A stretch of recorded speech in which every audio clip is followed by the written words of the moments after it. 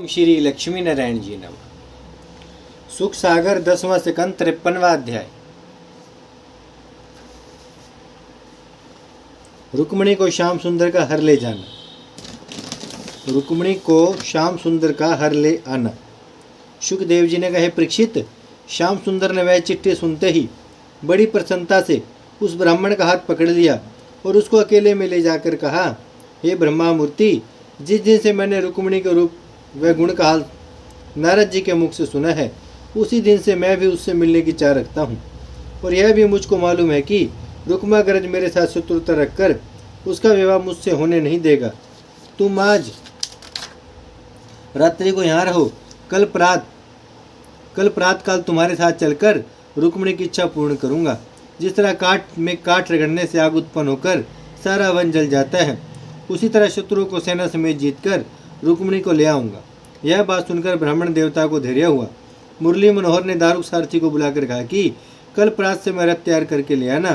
प्रात काल दारुक सारथी उनका रथ सजा कर ले आया। श्री कृष्णचंद आनंदकंद उस ब्राह्मण समेत रथ पर चढ़कर कुंडनपुर को चले। जब वह सारथी रथ दौड़ाकर नगर से बाहर ले गया, तब प्राणनाथ ने क्या देखा कि धान्य और हिरणों का झुंड चला जाता है। यह शकुन देखकर उस ब्राह्मण ने केशव मूर्ति से कहा कि महाराज, अच्छे शकुन मिलने से मेरे विचार में ऐसा आता है कि जिस काम के लिए आप चलते हैं वह काम तुरंत सिद्ध होगा। श्याम सुंदर बोले कि आपकी कृपा से मेरा मनोरथ मिलेगा। यह बात कहकर रथ आगे को बढ़ाया। जब बलभद्र जी ने सुना कि मुरली मनोहर अकेले कुंडनपुर को गए, तब उन्होंने जाकर राजा उग्रसेन से कहा कि महाराज, हमने सुना है कि राजा शिशुपाल जरासंध आदि बहुत से राजाओं को अपने साथ बरात में लेकर रुक्मिणी से विवाह करने के लिए कुंडनपुर को आता है और मोहन प्यारे यहाँ से अकेले चले गए हैं। इसलिए हमको मालूम होता है कि वहाँ श्याम सुंदर और उन लोगों से बड़ा युद्ध होगा। आप आज्ञा दीजिए तो हम लोग भी जावें। यह बात सुनते उग्रसेन ने बलराम से कहा कि तुम मेरे सब सेना साथ लेकर ऐसी जल्दी कुंडनपुर में जाओ कि वसुदेव वहाँ पहुँचने ना पावे। राह में उनसे मिलकर उन्हें अपने साथ यहाँ ले आओ। यह वचन सुनते ही बलराम जी ने उसी समय 2 क्षोणी दल और बहुत शूरवीरों को अपने साथ लेकर कुंडनपुर को कूच किया। राम में श्री कृष्ण जी से मिलकर बोले कि हे भाई, मुझे भी साथ न लेकर अकेले क्यों चले आए। श्याम सुंदर भाई को देखकर बहुत प्रसन्न हुए। रुक्मिणी जी की व्याकुलता का हाल जानकर महीने का रास्ता 1 दिन और 1 रात में चले और जिस दिन शिशुपाल की बारात कुंडनपुर में आने वाली थी, उसी दिन वहाँ जा पहुँचे। वहाँ क्या देखा कि उस नगर में घर घर मंगलाचार हो रहा है। गली व चौराहों में गुलाब जल व चंदन का छिड़काव हो रहा है। सब छोटे बड़े कुंडनपुरवासी अच्छा गहना व कपड़ा पहने हुए अपने अपने द्वारे व चौराहों पर बारात देखने के लिए हर्षपूर्वक बैठे हैं। कुंडनपुर की छवि महा वर्णी सके कवि कौन, जाकी शोभा देखी के सुख पावन ऋषि मोन। वहाँ की यह शोभा देखते हुए श्याम सुंदर ने अपना रथ राजा भीष्मक के बाग में ले जाकर खड़ा कर दिया और उस ब्राह्मण से बोले कि महाराज, हम अपना डेरा यहाँ करते हैं।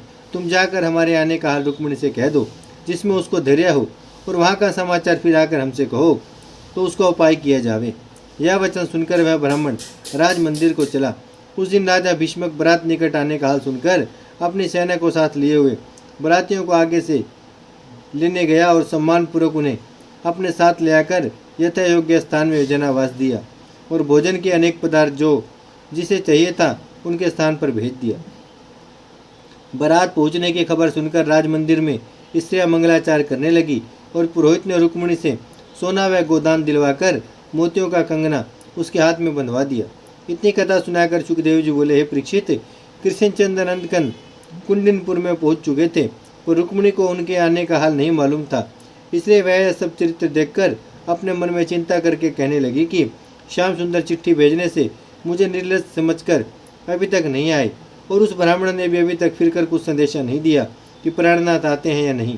इससे मालूम होता है कि वैकुंठनाथ अंतर्यामी ने मुझे कुरूप समझकर कृपा नहीं किया, या वह ब्राह्मण रास्ता भूलकर द्वारका को नहीं गया, या बारात के साथ जरासंध का आना सुनकर नहीं आए। मेरी कछुक चूक मन आनी, या ते नहीं आए सुखदानी। अजहू नहीं आए नंदलाला, आए मोही बरी है शिशुपाला। हे महाप्रभु, जब शिशुपाल कल मुझे विवाने के उपरांत हाथ पकड़कर ले जाएगा, तब मैं अबलानाथ क्या करूँगी। इस समय मेरे तप व जप व देवी जी की पूजा ने भी कुछ सहायता नहीं की। हे परमेश्वर, मैं क्या करूँ, किधर भाग जाऊँ या अपना प्राण दे डालूँ। अब तुम्हारे बिना किसी का भरोसा नहीं रखती। रुक्मिणी अनेक बातें मन में विचार कर किसी के पाँव का खटका सुनती तो उस ब्राह्मण का आना जानकर चारों ओर देखने लगती थी। जैसे चंद्रमा का प्रकाश प्रात समय मलिन हो जाता है, वैसे रुक्मिणी का चंद्रमुख उसी सोच में उदास हो गया था। जिस तरह पारा एक जगह नहीं ठहरता, उसी तरह घबराहट से कभी कोठे पर, कभी द्वारे पर, कभी खिड़कियों में जाकर उस ब्राह्मण के आने का राह निहारा करती थी और लज्जावश अपने मन का भेद किसी से नहीं कहती थी। माखन प्रभु के ध्यान में प्राणन की सुधि नाही, तब ही फड़के नैन भुज मुदित भई मन माही। रुक्मिणी की यह दशा देखकर एक सखी जो सब भेद जानती थी बोली, हे प्यारी, तुम इतना घबरा कर क्यों अपने प्राण देती हो। वे अपने पिता व भाई से पूछे बिना किस तरह आवेंगे। दूसरी सखी ने कहा कि वे दीन दयालु अंतर्यामी तुम्हारे मन का हाल जानकर बिना आए ना रहेंगे। तुम अपने मन को धैर्य देकर व्याकुल मत हो। मेरी समझ में वे कुंडिनपुर में पहुंच चुके हैं। उनका वचन सुनकर रुक्मिणी ने कहा कि इस समय मेरी बाईं आंख में भुजा फड़कती है। वह सखी बोली कि इसे बहुत अच्छा शकुन समझो। अभी कोई आकर ऐसी खबर देगा कि श्याम सुंदर आए हैं।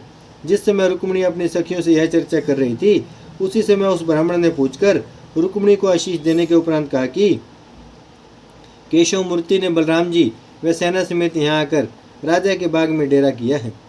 रुक्मिणी विपर ही देखी के किन हो बहुत उल्लास, कहत तुम्हारे धर्म से अब पूजी ममास। उसमें रुक्मिणी को ऐसी प्रसन्नता हुई कि जैसे मृतक के तनु में प्राण आ जावे और तप करने वाला अपना मनोरथ पाकर प्रसन्न हुए। उसने हाथ जोड़कर ब्राह्मण से विनय किया, हे दिगराज, तुमने बैकुंठनाथ के आने का हाल सुनाकर मुझे जीवन दान दिया। मैं इसके बदले तुमको तीनों लोकों की संपदा दूं तो भी तुमसे ऋण नहीं हो सकती। यह बात कहकर जैसे रुक्मिणी ने कृपा दृष्टि से उस ब्राह्मण की ओर देखा, वैसे ही उसके घर लक्ष्मी जी का वास हो गया। फिर वह ब्राह्मण आशीर्वाद देकर राजा भीष्मक के पास चला गया और श्याम सुंदर के आने का समाचार जो का तो राजा से कह दिया। जब राजा ने सुना कि श्री कृष्णचंद्र नंदकंद मेरे यहाँ विवाह करने के लिए आकर बाग में टिके हैं, तब वह उसी क्षण बड़े हर्ष से भूत नरनादिक साथ लेकर अपने चारों छोटे बेटों समेत वाटिका में गया। उसने दूर से राम व कृष्ण दोनों भाइयों को बैठे हुए देखा और सवारी पर से उतरकर पैदल उनके निकट गया और नादिक उन्हें भेंट देकर विनम्रतापूर्वक बोला, मेरे मन बस तुम ही हो हरि, कहा कहो जो दुष्टन करी। हे महाप्रभु, आपने दयालु होकर मुझे दर्शन दिया और मैं कृतार्थ होकर अपने मनोरथ को पूछा। फिर राजा भीष्मक बहुत अच्छे स्थान में श्याम व बलराम को टिकाकर राज मंदिर पर चला आया और सब पदार्थ भोजनादिक को उनके यहाँ भेजकर जो कहने लगा कि रुक्मिणी श्री कृष्ण जी के साथ विवाह योग्य है, पर क्या करूँ, मेरा कुछ वश नहीं चलता। हरि चरित्र जाने नहीं कोई, क्या जाने अब कैसी हो। जब कुंडिनपुर वासियों ने दोनों भाइयों के आने का हाल सुना, तब सब छोटे बड़ों ने उत्तम उत्तम भूषण वस्त्र पहनकर झुंड के झुंड उनके दर्शन के लिए वहां पहुंचे और उन्हें दंडवत करके अपने अपने लोचनों का फल प्राप्त किया।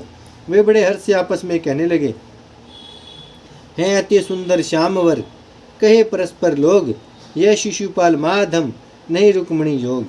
परमेश्वर की दया से रुक्मिणी का विवाह मुरली मनोहर के साथ हो और श्याम व बलराम दोनों भाइयों की जोड़ी चिरंजीवी रहे। हे राजन, जब 4 घड़ी दिन रहा, तब राम व कृष्ण रथ पर बैठकर कुंडिनपुर की शोभा देखने निकले।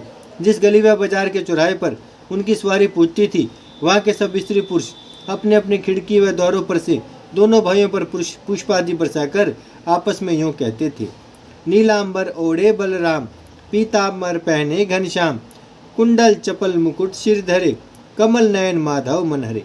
ओम श्री लक्ष्मी नारायण जी नमः। अध्याय बड़ा है, बाकी का अध्याय कल पढ़ेंगे। भजमन नारायण नारायण नारायण, श्रीमन नारायण नारायण नारायण, लक्ष्मी नारायण नारायण नारायण, सत्य नारायण नारायण नारायण, भजमन नारायण श्रीमन नारायण, लक्ष्मी नारायण सत्य नारायण, भजमन नारायण नारायण नारायण। भागवत महापुराण की जय, लक्ष्मी नारायण भगवान की जय, गौ माता की जय, गंगा मैया की जय, धरती माता की जय, शिव परिवार की जय। हर हर महादेव, हर हर महादेव, हर हर